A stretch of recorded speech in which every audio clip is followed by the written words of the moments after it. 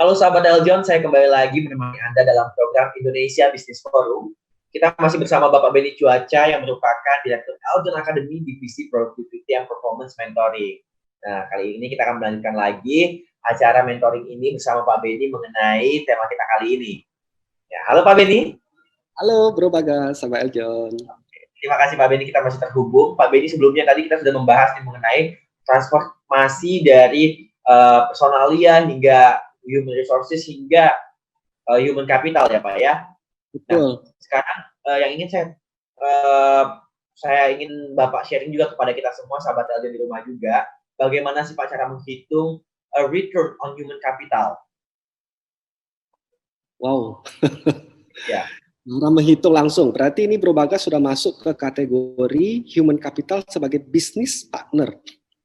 Nah, business partner Bro, karena kita mau menghitung langsung business impact-nya Bro.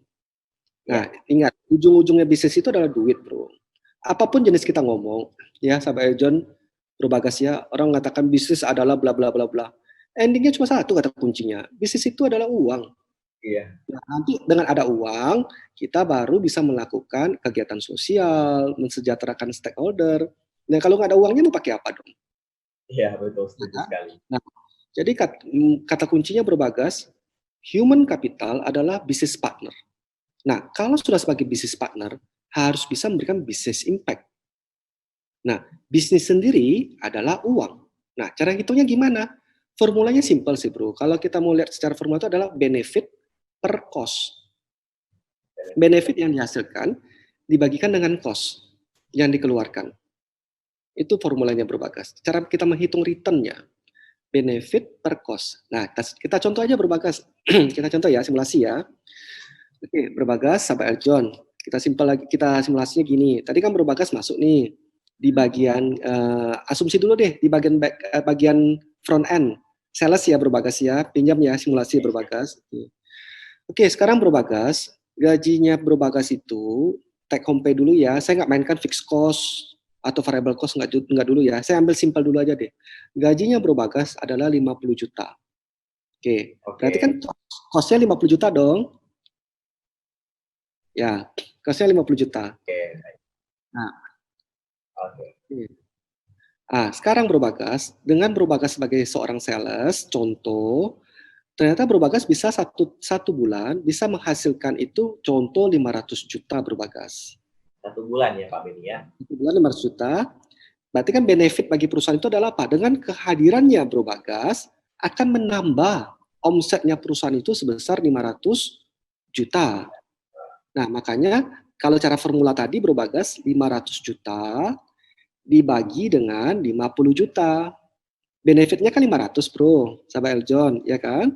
Dibagi dengan 50 juta. Maka returnnya Bro Bagas itu adalah 10 kali. Oke.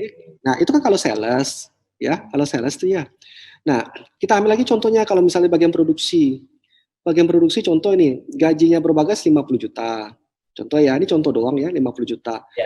Bro Bagas bisa menghasilkan produksi senilai 100 juta rupiah. Maka 100 juta dibagikan dengan 50 juta.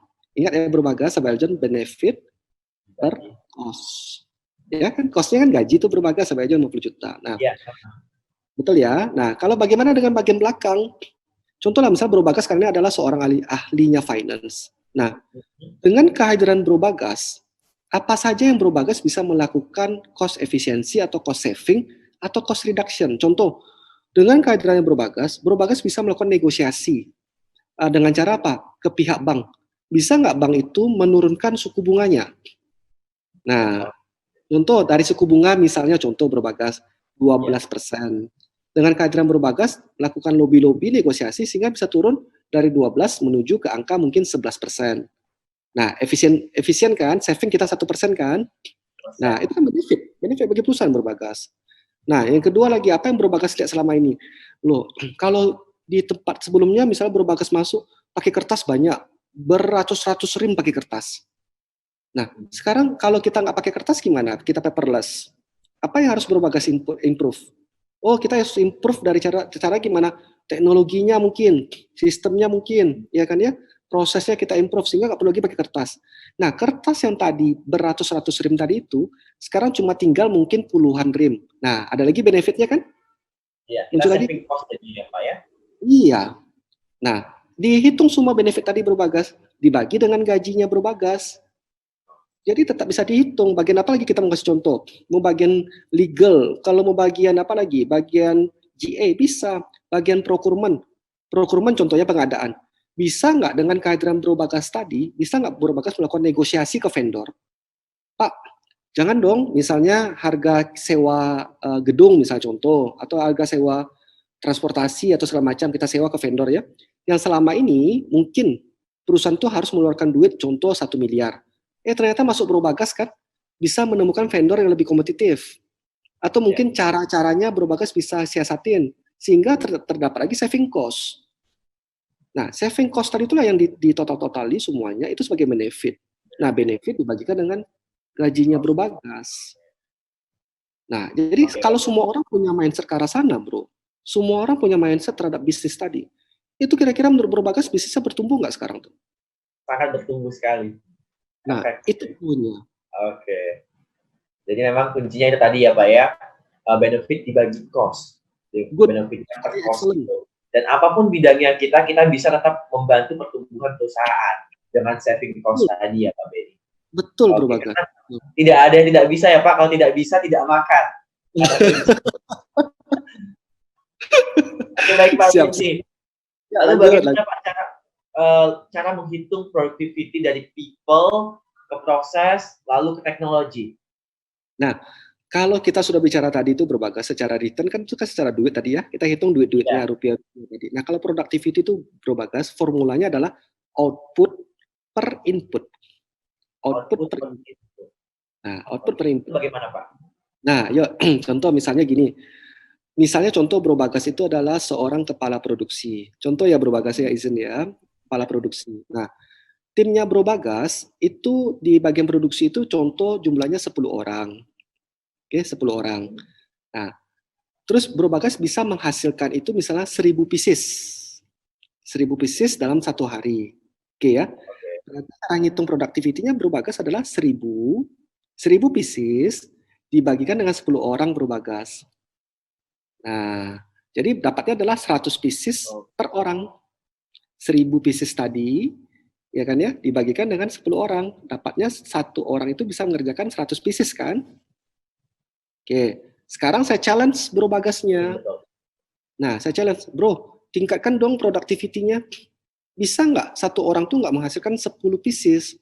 Bisa nggak timnya Bro Bagas itu satu orang bisa menghasilkan misalnya contoh menjadi 20 pieces satu orang? Nah, pasti Bro Bagas ngomong, jawabannya bisa jika mesinnya sendiri itu bisa menghasilkan kapasitas mesin itu masih bisa kita improve. Tapi kalau kapasitas mesinnya sudah mentok kan nggak mungkin. Ya kan ya? Mesinnya cuma bisa menghasilkan 1 hari 1000. Mau diapa-apain pun juga nggak bisa. Nah, kalau seperti itu Bro Bagas, boleh nggak jumlah orang yang Bro Bagas yang tadi 10 orang, saya kurangin jadi 7 orang? Boleh. Tadi kan 1000 Bro, 1000 dengan 10 orang. Betul kan Bro? Nah, 1000 dengan 10 orang. Terus Bro Bagas ngomong, Pak Benny, kapasitas mesin kita itu memang 1000 per hari, nggak bisa dinaikin. Iya kan? Nah, kalau gitu orangnya deh gue kurangin Bro Bagas. 1000 pieces, kita kurangin contoh aja menjadi 5 orang misalnya. Kalau bisa berarti apa? Bagi 5 orang kan? Nah, berarti satu orangnya bisa mendapatkan berapa? 200 pieces. Nah, itulah tugasnya daripada Bro Bagas di challenge sebagai kepala produksi, apa yang harus diimprove? Apakah proses daripada produksi tadi yang diimprove? Ya kan ya? Atau kita mungkin menambah unsur-unsur lainnya, sehingga secara productivity itu naik. Nah, endingnya Bro Bagas, productivity itu bertumbuh, pasti bisnis impact-nya juga ikut naik. Iya. Bro Bagas, saya infokan ya Bro Bagas ya, sahabat John ya. Kenapa cuma satu sih Bro Bagas kendalanya? Kenapa gini Bro Bagas ya? Kenapa masih ada ya? Masih ada. Saya nggak bilang semua ya Bro Bagas, sahabat, masih ada pemikiran dari beberapa pengusaha ya. Bro Bagas perhatikan deh, beberapa pengusaha itu masih ada ya, bukan seluruh pengusaha. bukan tidak cinta produk dalam negeri ya Bro Bagas. Bedakan dulu ya Bro Bagas sama Eljon. Mereka lebih senang itu misalnya melakukan contoh, mengimpor raw material dari luar negeri masuk ke Indonesia. Kenapa? Karena lebih murah. Karena kualitasnya lebih bagus, lebih murah dan kualitas lebih bagus. Nah, kalau mereka beli dalam negeri, contoh, bisa jadi lebih mahal. Kenapa? Itu tadi productivity tadi Bro Bagas. Contoh, negara A itu untuk menghasilkan 1.000 pieces butuh 5 orang. 5 orang. Negara B 1.000 pieces butuhnya 50 orang. Mana lebih murah yo? A atau B? Yang A dong tentunya. Nah, itu dia Bro. Dia Bro. Pokoknya nangkap ya Bro Bagas sama Eljon ya. Nangkap Pak. Oke, luar biasa sekali. Terima kasih Pak Benny. Namun kita jeda dulu ya Pak Benny sebelum kita bahas lebih jauh lagi. Sahabat Eljon juga mungkin penasaran nih sharing-sharing mentoring bersama Pak Benny. Namun kita jeda dulu setelah jeda ikan berikut ini. Sahabat Eljon jangan kemana-mana, tetap di Indonesia Business Forum.